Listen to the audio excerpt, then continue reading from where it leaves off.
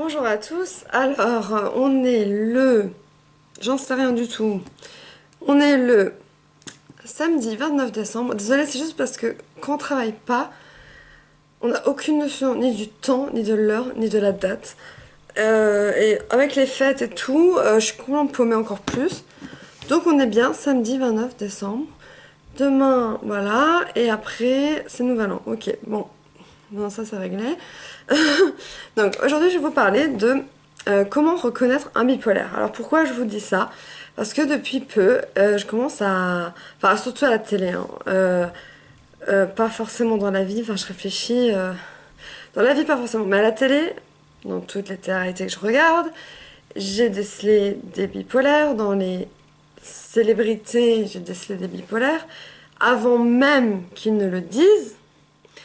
Et je vous dis ça parce que c'est important si vous avez un enfant, une tante ou n'importe quoi, enfin, je sais pas, qui, donc je vais vous dire quels symptômes ou choses qu'ils font à répétition, c'est qu'il y a peut-être signe de bipolarité. Donc c'est important de savoir comment reconnaître un bipolaire, parce que si vous êtes face à votre enfant qui l'est, eh bien vous savez quoi faire. Donc c'est-à-dire appeler les urgences psychiatriques, demander de l'aide, pas rester là à rien faire, parce que souvent c'est ce qui se passe, c'est que la personne pleure beaucoup, ou peu importe je vous dirais, et on est complètement démuni face à la personne et on ne sait pas ce qu'elle a. Donc si je vais vous donner des pistes pour que vous puissiez les reconnaître, enfin, soit au sein de votre famille, soit dans votre entourage, vos amis, etc.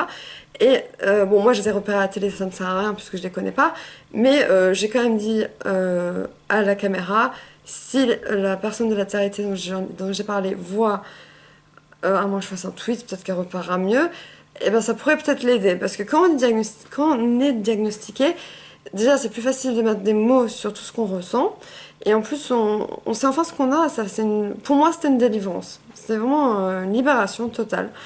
Donc ça c'est le premier sujet, donc comment reconnaître les bipolaires, je vais vous expliquer tout de suite, et ensuite euh, à la différence d'autres troubles que je connais moins bien, quelles sont les différences et fluctuations et savoir si c'est vraiment la bipolarité ou autre chose. Donc, moi, ce que j'ai noté, c'est que par exemple, le trouble borderline, je ne vais pas en parler parce que je ne me suis pas documentée dessus. Et comme je ne suis pas personnellement borderline, je ne peux pas parler pour les borderline. Et je ne veux surtout pas dire des choses qui sont fausses. Voilà. La seule chose que je sais, c'est que je connais des personnes bipolaires. Et la seule chose que je sais sur les borderline, c'est ils ressentent un vide à l'intérieur de leur ventre, vraiment un vide. Et c'est pour ça qu'ils ont besoin toujours de trouver des gens autour d'eux, des amis, des petits copains, des petites copines, peu importe, pour combler ce vide. Ça, c'est tout ce que je sais par du vécu, par des gens que je connais, que je ne dirai bien évidemment pas le nom. Je ne dirais même pas si c'est des hommes ou des femmes. Donc ça c'est tout. Donc, mais par contre ce que je peux vous dire c'est une chose, c'est que ce que je veux dire sur les bipolaires, ça peut aller aussi pour les borderline. La différence qui est immense, c'est que les bipolaires c'est une maladie. Ça veut dire qu'on prend des médicaments, c'est chronique, c'est à vie, c'est lié aux gènes, c'est dans le sang, c'est une maladie. Et le trouble borderline, c'est plutôt lié à un traumatisme, donc c'est un trouble de la personnalité, et les médicaments ne fonctionnent pas toujours.